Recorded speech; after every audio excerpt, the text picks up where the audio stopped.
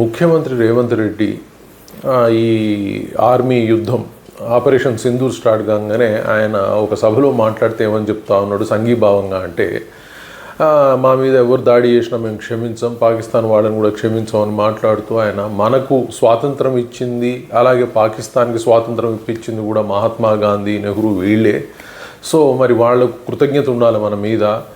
మరి ఇలాంటి యుద్ధాలు చేయటం, ఇలా మన మీద దాడులు చేయటం సరైన విధానం కాదు అంటున్నారు. అంటే ఓవరాల్గా కాంగ్రెస్ పార్టీ ఒప్పుకున్నట్టే. ఎందుకంటే సరే వాళ్ళు ఒప్పుకోరా, రేవంత్ రెడ్డి ఈరోజు సడన్గా ఒప్పుకోవటం వల్ల మనకు ఉరిగింది ఏం లేదు. ఎందుకంటే ఈ ద్రోహం అంటే భారతదేశం పాకిస్తాన్ విభజన జరిగి మరి పాకిస్తాన్కి ముస్లిమ్స్ వెళ్ళిపోండి, స్వాతంత్రం ఇప్పించింది కరెక్టే, కానీ స్వాతంత్రం ఇప్పిస్తూ చేసిన దోషం కూడా చెప్పుకోవాల్సిన అవసరం ఉంది. ఎందుకంటే స్వాతంత్రం వాళ్ళకి ఇప్పిస్తూ ఏం చేసిర్రు అంటే ముస్లిమ్స్ అక్కడికి వెళ్ళిపోండి అంటే వాళ్ళు వెళ్ళిపోయి హిందువులను తగలబెట్టేసారు. మరి మన దేశంలో మాత్రం అందరు కలిసి ఉండండి, కొట్టుకజావండి, భవిష్యత్తులో మీరు కొట్టుకునే ఉండండి అని చెప్పేసి ఇక్కడ మాత్రం అందరిని కలిపి ఉంచుదామని ఒక ప్రయత్నంతో రాజకీయ కుట్రల ఫలితంగా ఇక్కడ వదిలేసిండ్రు.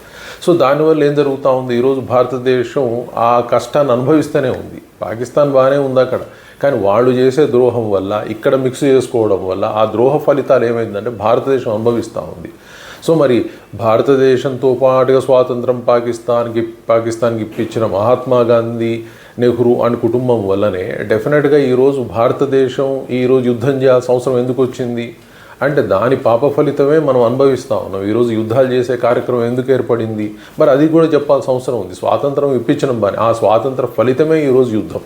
సో దానికి ఎన్ని కష్టాలు వస్తున్నాయి, ఎన్ని నష్టాలు వస్తున్నాయి, దాన్ని తరతరాలుగా మనం దశాబ్దాలుగా అనుభవిస్తూ ఉన్నాం. మరి అది కూడా చెప్పుకుంటే బాగుండేది. కానీ స్వాతంత్రం ఇప్పించిన అని గొప్పగా చెప్పుకోవడం వల్ల వాళ్ళ కృతజ్ఞతతో ఉంటే వాళ్ళ కృతజ్ఞత అసలు ఆ విభజనతోటే వచ్చింది, కృతజ్ఞత లేదు అని మనకు అర్థమైంది.